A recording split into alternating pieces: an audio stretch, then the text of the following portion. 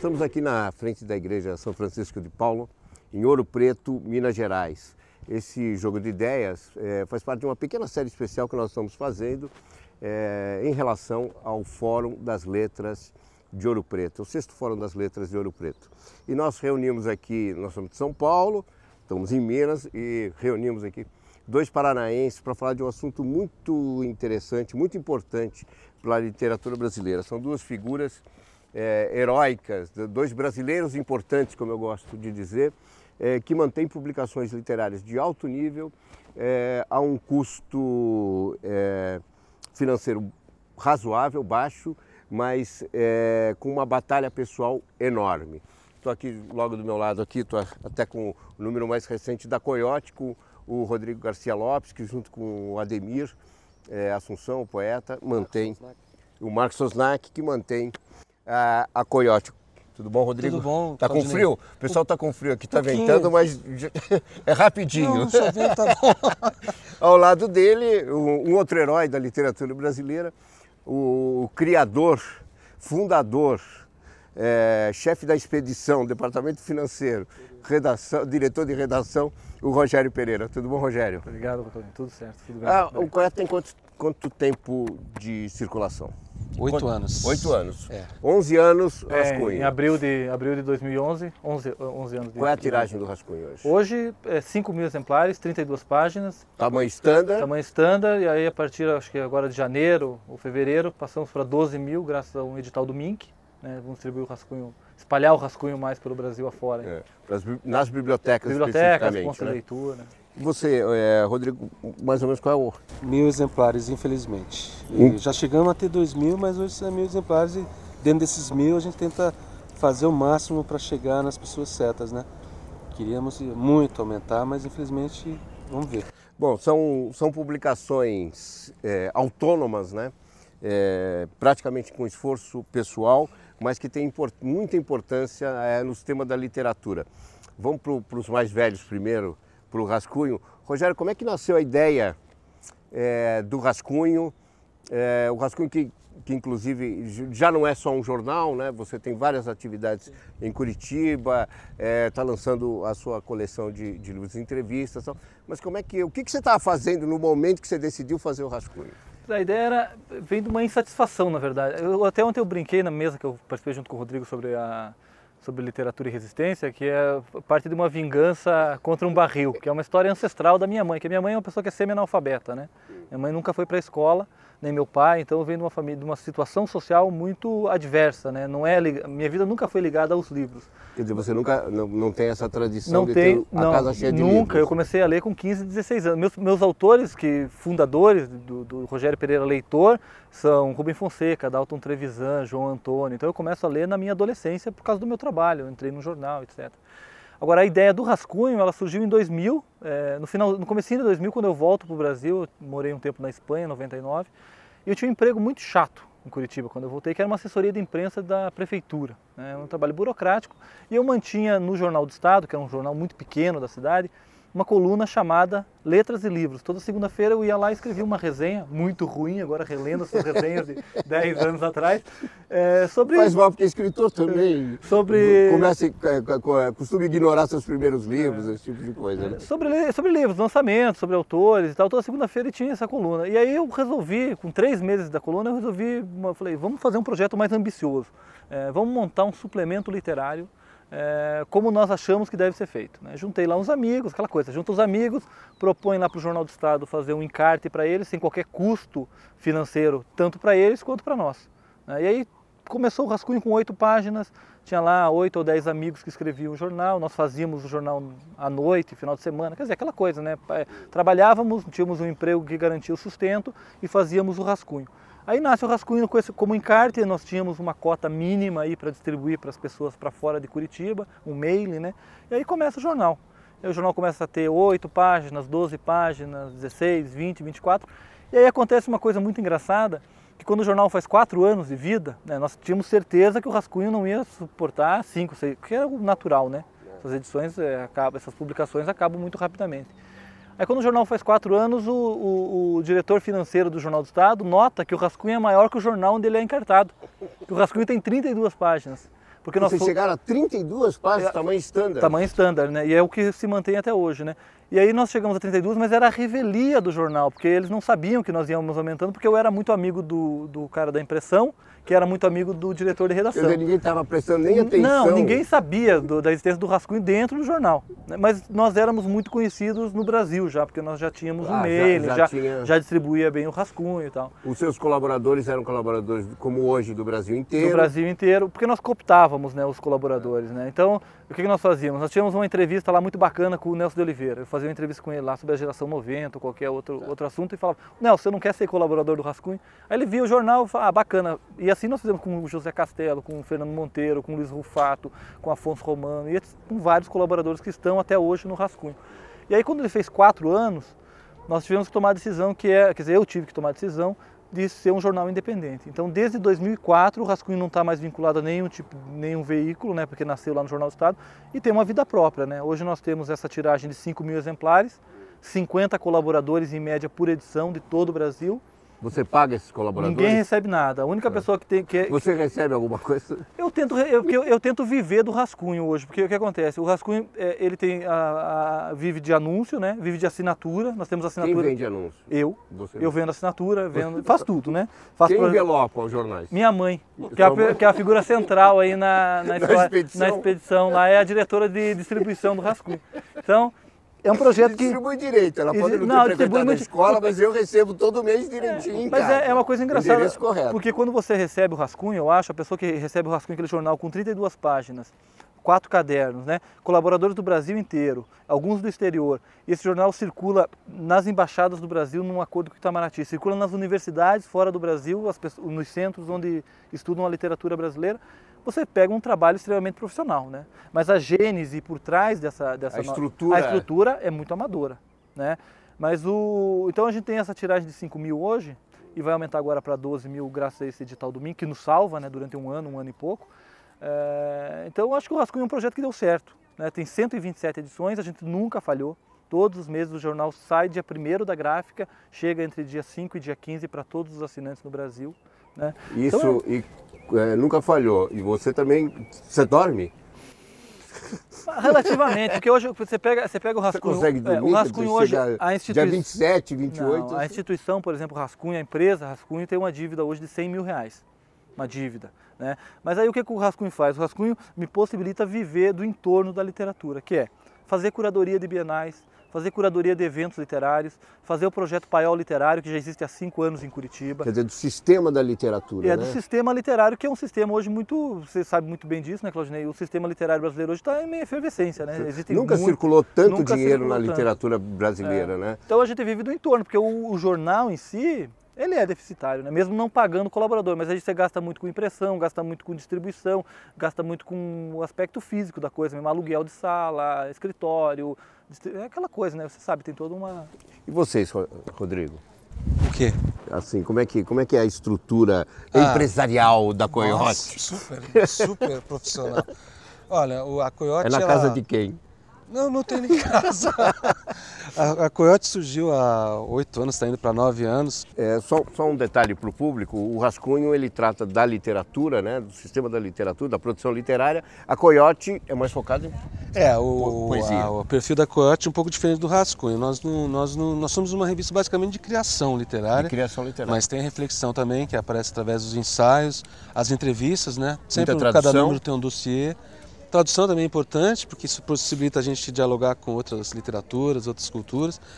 A Coiote surgiu em 2000, mais ou menos, a partir de uma insatisfação minha, do Ademir Assunção e do Marcos Losnak, que são os 3 editores. Nós estudamos jornalismo juntos em Londrina, né? Então é interessante que tanto o Rascunho como, né, a Coiote são revistas, né, veículos fora do eixo Rio-São Paulo. E foi basicamente um sonho, uma paixão que nós tínhamos de fazer a revista, né, desde a época do jornalismo, que a gente fazia jornalismo. E em grande parte foi movido por uma espécie de bordão que a gente costumava ouvir na virada dos anos 80 para os 90, de que não havia nada na literatura brasileira acontecendo, de que a literatura brasileira estava num péssimo momento. Não é questão da publicação, a produção não tinha significado nenhum. A gente via os jornalistas culturais sempre falando nisso e estava virando um bordão. Na grande imprensa. E a gente chegou à conclusão de que não havia uma superprodução sendo sendo produzida, né, sendo feita, só que a difusão é que era medíocre, quer dizer, que os jornalistas então é que estavam desinformados sobre o que estava acontecendo. Nós começamos a Coiote só existe graças à lei de incentivo de Londrina, né, municipal de Londrina, a revista é feita em Londrina. Ela é o que mantém. É uma revista de baixo custo, ela custa R$35 mil por ano. Por ano? Por ano. Os 3 ela números. É mensal? Ela é quadrimestral. Quadrimestral agora?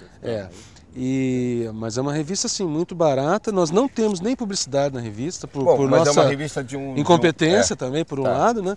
Mas é uma revista de um apuro gráfico que é uma questão de ordem para vocês também, sim, né? O projeto gráfico eu acho que é um dos diferenciais da revista, né? Além dela ser uma revista de criação, basicamente, o projeto gráfico que é do Marcos Losnak e o Beto, é uma coisa que dá o diferencial da revista. A revista não é só de literatura, né? Porque nós sempre colocamos a capa é sempre um trabalho de um fotógrafo, né? Já publicamos fotógrafos famosos e outros nem tanto. E dentro tem um ensaio fotográfico. Fora isso, ensaios... Vocês pagam esses ensaios fotográficos ou também? Não, tudo... É no padrão rascunho? Não, tudo na camaradagem, Quer dizer, e na vontade das pessoas também de estarem junto de um projeto como esse. Acaba sendo isso. A gente gostaria de poder pagar, de poder crescer, porque nós não temos muita opção agora. Ou nós crescemos ou a gente deixa de existir. Você tem um projeto como do Rogério de viver, você, o Ademir, o Marcos, de viver da Coiote, não dá. Não. Nós gostaríamos muito que isso acontecesse, né? Mas nós não podemos largar o que a gente faz. Você faz o que na sua vida? Olha, eu já fui professor universitário nos últimos 3 anos, eu estava nos Estados Unidos. Hoje eu estou escritor, né? Eu acabei de terminar um romance. Você faz tradução? Eu faço tradução, vivo um pouco de direito autoral de algumas traduções e faço freelance para jornal, né? E basicamente sua vida gira completamente em torno da literatura. Hoje está girando em torno da literatura que é o tempo que eu estou produzindo, né? Esse romance que eu acabei de terminar e outras atividades de tradução e tal. Mas nenhum dos 3 editores vive da revista, né? Então, e a Coiote? A Coiote é um animal totêmico, né? Em algumas mitologias, algumas culturas norte-americanas e centro-americanas. Seria o nosso lobo-guará, né? Inclusive foi no começo até o Ademir falou, pô, uma Coiote, o nome, né? Porque ele queria dar o nome de lobo-guará. Eu falei, não, lobo-guará não vai dar. E o Coiote tem essa característica, ele é um trickster, né? Um personagem mitológica que em alguns mitos ele aparece como criador do universo, e em outros ele aparece como destruidor, e é um personagem meio brincalhão e meio que apronta, né? Como no desenho do bebê, né? Aqueles personagens, às vezes ele está sempre querendo se dar bem e às vezes se dá mal, né? E o Coiote tem um faro muito grande, né? É um animal interessante, e a gente acabou pegando o Coiote como uma espécie de mote para uma atividade editorial, que no nosso caso é farejar novos textos, farejar novos autores e tal, né? E por que rascunho, Rogério?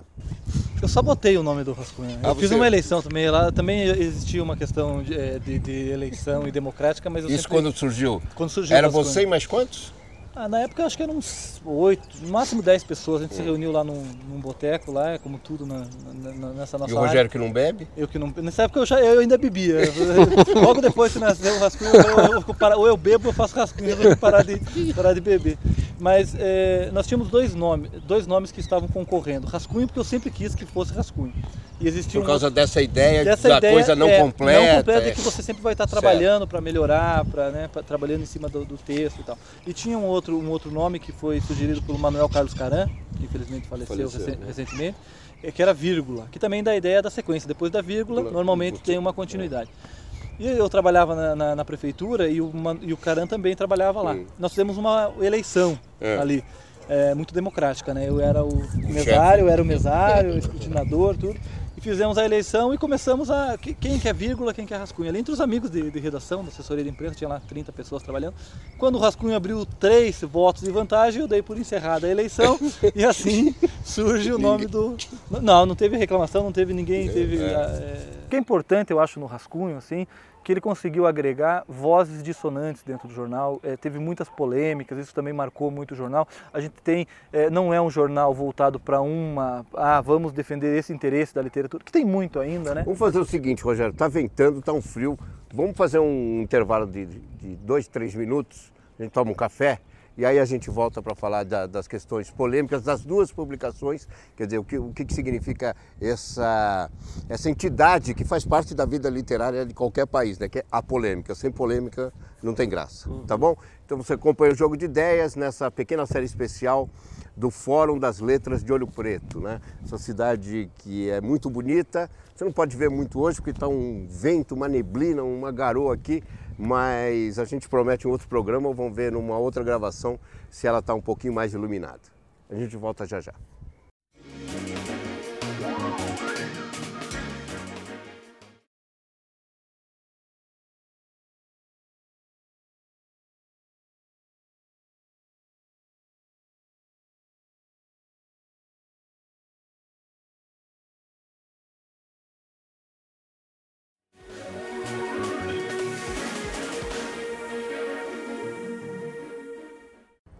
Jogo de Ideias especial, uma série especial relativa ao Fórum das Letras de Ouro Preto, 6º Fórum das Letras de Ouro Preto. Eu disse que a gente ia tomar um café, a gente tomou um café, só que aí a garoa piorou, né? Vamos mais 10 minutos aqui de conversa que realmente está frio. Você acompanha, você tem atrás, né? Nós estamos aqui na frente da igreja São Francisco de Paulo, logo ali é a rodoviária, e estamos conversando com o Rogério Pereira, criador do Rascunho, e o Rodrigo Garcia Lopes, um dos 3 criadores, junto com o Marcos e o Ademir Assunção, dos 3 criadores da revista Coyote. Quer dizer, nossa conversa gira em torno dessas publicações independentes e que são, apesar de independentes, serem um trabalho pessoal, tem um papel importante na literatura brasileira, principalmente como informação. Mas a gente estava falando das polêmicas. O Rascunho passou uma fase, eu vou ser sincero, triste. Turbulenta. Triste, né? Turbulenta e triste. Turbulenta. Né? Acabou postando de algumas coisas rapidamente, mas acabou se recuperando. Bom, e hoje é outra coisa, né? Como é que você recupera aquele momento? O que você sentiu naquele momento? Se você puder reproduzir para a gente rapidamente, não uma fala curta, mas como é que você viu assim, o seu projeto de vida naquele momento em que vários intelectuais importantes, digamos assim, passaram a olhar o Rascunho com outros olhos?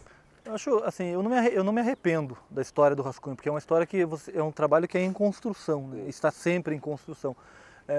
Eu acho que o jornal tem uma fase hoje que é a fase madura dele, né? Quer dizer, nós envelhecemos, né? Nós amadurecemos, esse grupo amadureceu, muitos que estavam no Rascunho desde o início, desde 2000 continuam, outros saíram, mas naquele momento quando nós... Quando foi e qual foi o caso, rapidamente? Foram vários casos, na verdade.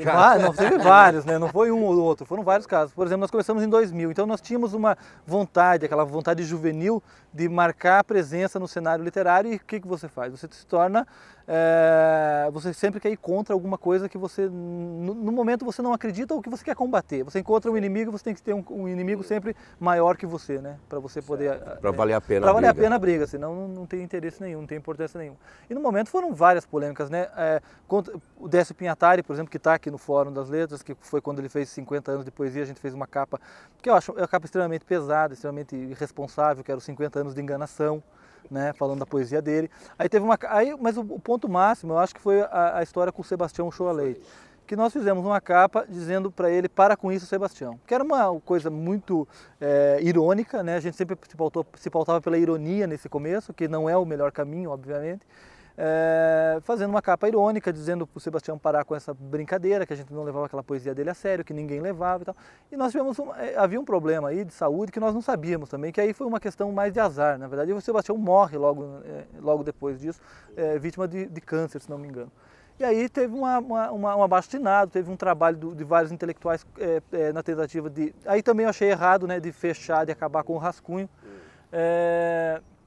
E aí, mas isso também ajudou a projetar o nome do jornal nacionalmente, né? E ajudou a vocês chegarem a essa maturidade. E também ajudou a criar um processo mais profissional, a criar uma dinâmica de trabalho diferente, a repensar melhor as pautas também. Quer dizer, o jornal foi crescendo e foi tomando, mas não perdeu essa característica combativa, né? Porque o Rascunho sempre foi, e eu acho que sempre vai ser, um palco para discussões literárias. Então, a crítica negativa sempre o Rascunho sempre vai dar respaldo a essa crítica e também vai dar respaldo a uma crítica contra essa crítica, né?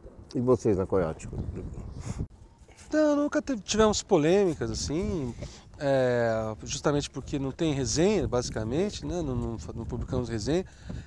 Eu acho que o fato da Coyote é mais a questão de agregar pessoas de diversas escolas, né? Nós também não privilegiamos nenhum grupo, já chegamos a publicar dossiês e material com vários escritores de vários estilos, várias escolas, né?